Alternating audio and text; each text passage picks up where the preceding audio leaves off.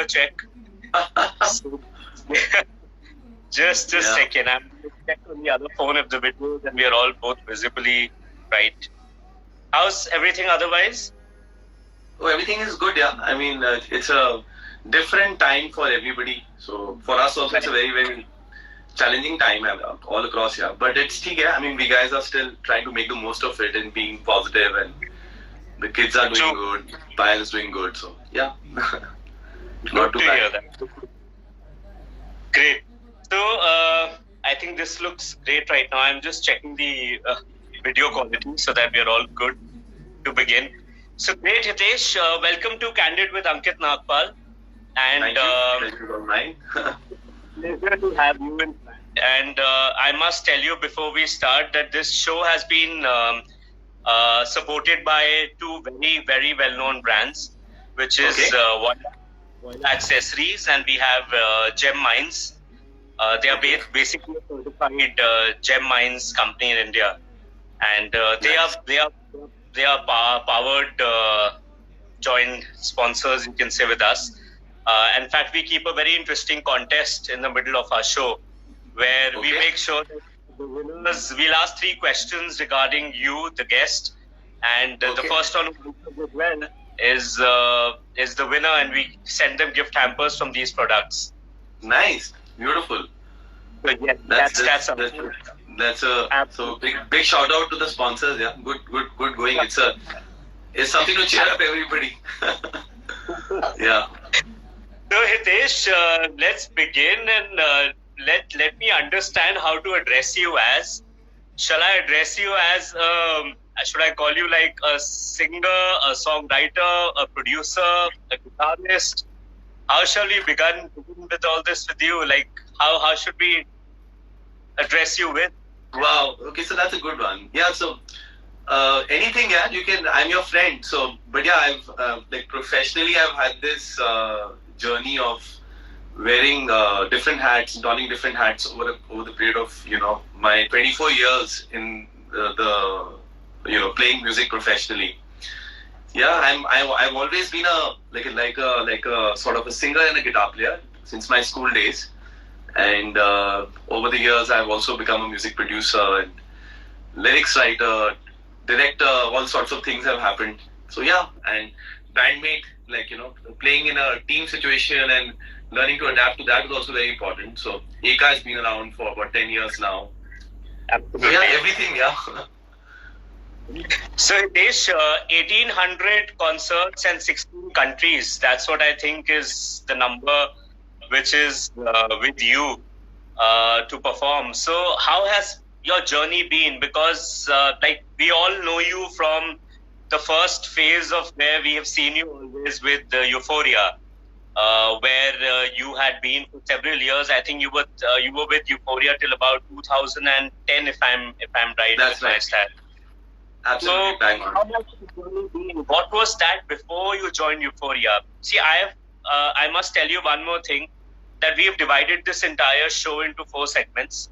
So one segment is a little professional, one we are going to keep a little personal, a little bit we'll have questions, and one we'll have it as our contest. Nice. Sounds like a fun thing, yeah.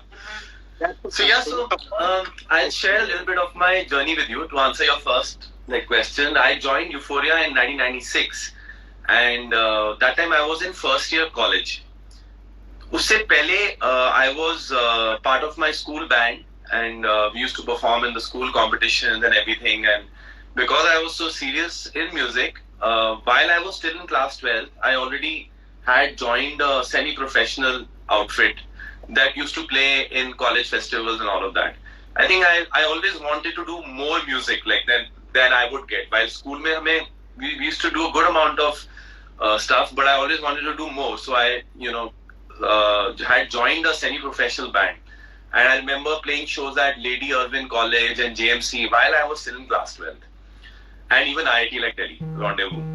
The next year when I became part of college, us waqt things took a very, very good turn for me musically, because my school and college band, we performed at IIT Delhi's Rendezvous, and there I got the best like guitarist award amongst there were bands from all across the country, and we got the first like runners up as a band.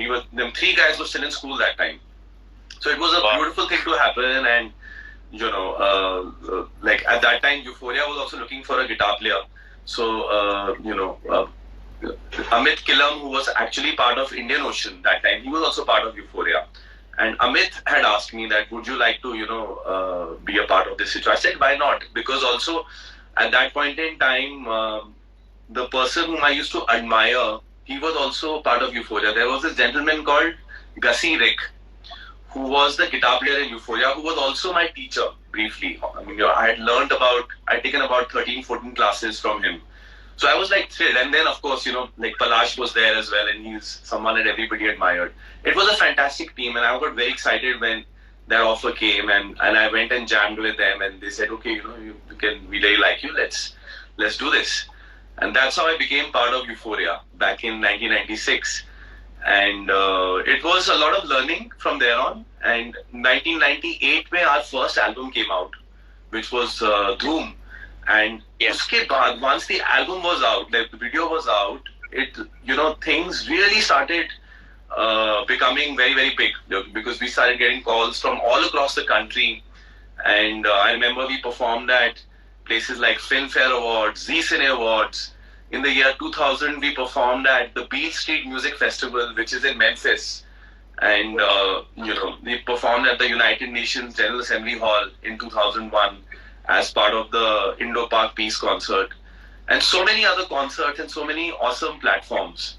So, I mean, I think that is when really I decided that, okay, I should take up music as a career as well. Because I was still in college when this started happening, I was still very, very young. If I'm right, you were about 17 years old when you joined. Yes. Yeah. That's right. Everybody used to bully me in the band.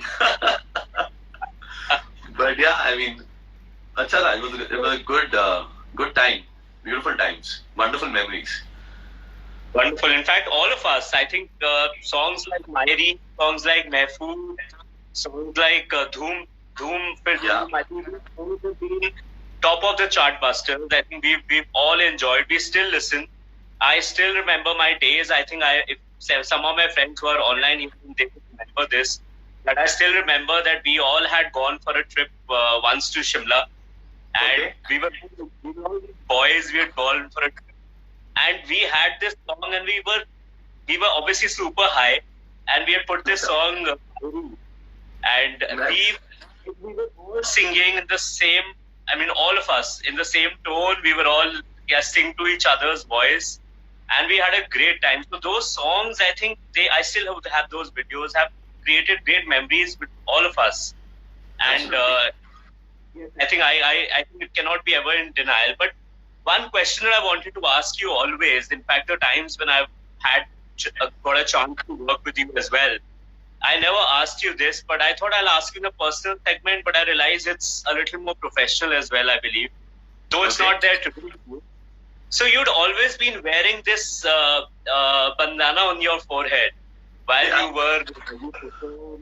were in Euphoria majorly. So was that like you wanted to have a statement or something that you were a part of you while you're performing, or it was just for styling? So it had sort of multiple reasons. There's always the straightforward reason was that I have straight hair, and my hair used to come in front of my eyes, and us waqt I just started to wear lenses as well. So it's the worst thing that your hair gets into your eyes. So I started wearing it with just the idea that it will be comfortable and my hair won't come in front of my eyes. I wore it once or twice. And then it sort of became my lucky charm, or like superstition sort of a thing. In fact, when I played at IIT Delhi's Rendezvous, where I got the best guitar player, that time also I was wearing the bandana. And this is before Euphoria happened. So my first show, when I actually wore the bandana professionally or whatever in a semi-professional stage, was much before Euphoria happened. And uske baad se, I mean, it's just been when you were supposed to come out with our first video, everybody had to be sort of stylized, and Pradeep Sarkar made the video, and There was Tarun Khewal, an amazing photographer, and everybody had to have a slightly different look. And मेरा तो शुरू से ही सबने बोला कि इसको तो bandana पहनाना ही है. He has to wear the bandana. So it sort of got, engraved in a way in my whatever stage image. And since then I kept wearing it. Like throughout my Euphoria journey, whenever on stage I used to wear the bandana. You were in fact known for it. I think a lot of people recognized you with that look as well. Yeah, in fact, absolutely. Yeah, so I think I have a viewer who mentioned also that she said that he was known as the Bandana Boy. Bandana Boy, yes. By That's this. But you used to have very retro. I feel a lot of retro kind of look you used to have along with your. And now when I see you off late, like past few years, though I'm seeing you after a very long time now, it's more stylish, more like a style icon. That X factors in there. So how is that change and the transformation? Was this like a specific thing that you worked on yourself, or some stylist, or what did make you change that look? So when we were coming together as Eka back in 2010, that time, the biggest decision for me, was to actually whether to lose the bandana or continue with it. And a very dear friend who actually did the photography for us that time, his name is Vishesh, he's also my classmate from school. He said that you'll have to lose your bandana. And I used to wear these transparent glasses like that time. He said, I'm going to give you this pair, which I'm wearing right now. You'll see these big fat, Wayfarers, Ray-Ban. And I was like, nahi yaar, meko, how can I not, wear the bandana? I've been wearing it for all my life. For 14 years, I've been wearing it. Suddenly, I'll lose it. He said, you have to lose it. And I said, okay, I'm gonna just go with what you say. And we went ahead with it. And a lot of people appreciated that new look. And a lot of people also said, we miss that bandana thing. You need to get it back. You're not the same guy anymore. And I just went ahead. I said, I am not the same guy anymore what I was 14 years back. I have evolved to be who I am right now. And I do keep, changing my look also. As you can see now, I have just this salt and pepper sort of a look. I don't like to hide my age. And I like to, just be comfortable with who I am currently. So a lot of people have started telling me also that I'm looking older. I am, not the spring chicken that I was in. It's been 24 years in the industry, and it's good to, also just move on with the times. That's what I feel. You should be who you are. Yeah. But what's really great, because I think when I met you a couple of years back when we did a few projects, like I did PR for you, you absolutely look the same. I think there is no change. Thank you. I'm sure you're disappointed. This is not coming from a girl. It's coming from a guy. But I hope Payal doesn't listen to all this. But yeah, but that's no. Payal loves this new look that I've just this has just been about 2-3 months since I've started this new look where I'm just not shaving and just keeping my stubble and yeah. So I like to change. I like to keep changing. So that's my, even with my hairstyle, I keep trying different things. Every 3 or 6 months, I try something different. I was in fact expecting you with long hair thanks to the COVID days. That you would come here with a long look, like you're going to have that, but it's all perfectly fine and well aligned. Yeah. Hitesh, your journey has been quite a roller coaster, and it's been with a lot of things which have changed and evaluated. Like I started with that, you actually came into the mainstream working with Euphoria while you were there. Then you were also a frontman and founder for Eka. Right. Beyond what I know, if I'm again correct with that you have a school of music and theatre called Arya. That's right. So you've been a part of various things. You are now, like you rightly said, that you're also now composing music, you're writing, you're a singer, everything. So why do you think, does this really help you overall as a career boosting, or is it like you like exploring? Because a lot of people feel that let's follow one thing at a time, or let's go ahead with that. But you're doing well in all sides, you're excelling in all platforms. The endeavor is to excel in whatever you do, for sure. I always knew that I'm going to be a musician, and but within music there are a lot of things that one can do. I remember even when I was in school and college, I used to teach a little bit because I don't enjoy going to the gym or anything, but I love playing a sport, and tennis has been my first love. And then if I'm not being able to play tennis, then I can even do badminton and all of that. Oh, yeah. Good. That's something which I like as well. I often play that with my friends. So, a lot of musicians I talk to, a lot of I had this chat with Shibani also, Shibani Kashyap, and I'm having one. I may have one with Suryaveer also. So, nice. What my basic question that comes in my mind while I speak to a musician, or you've been a part of a lot of shows where your own, I think you do your own ARIA music and theatre event that you do. So there are a lot of times you're as a judge, you are judging, you're as in the jury panel and stuff. So has it ever happened that you've really liked somebody's voice? You have said that this child or this whatever, maybe a adult or a teenager or a kid that I like, and this is a person I want to give a break. And you have done that. Have you ever given a break to someone, given a chance to perform with you or something like that?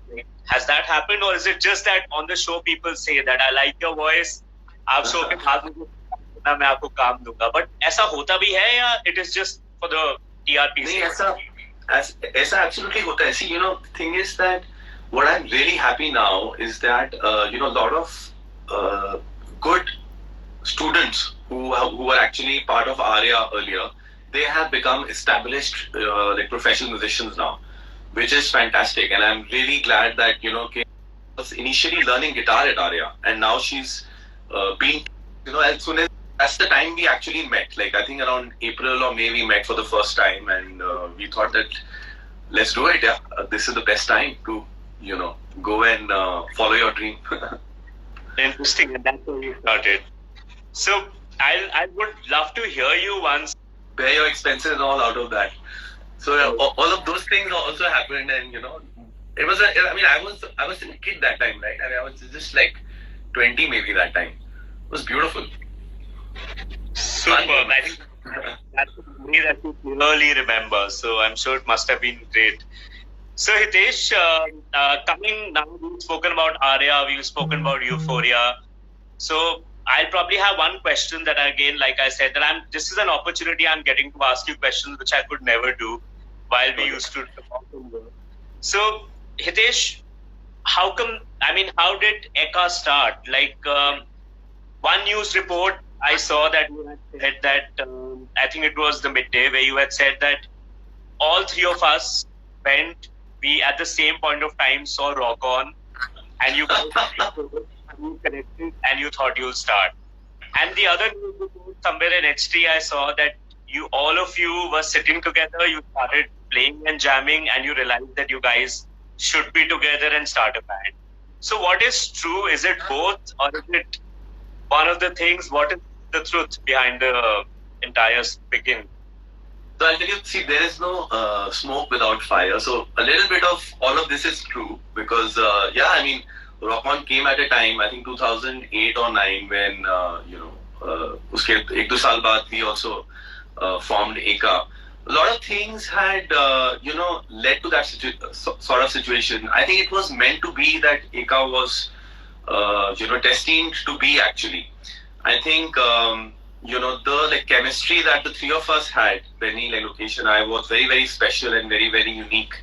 And, Lokesh and I going to the same school and then, having a band later on for some time, all of that. We knew we sort of had a thing going.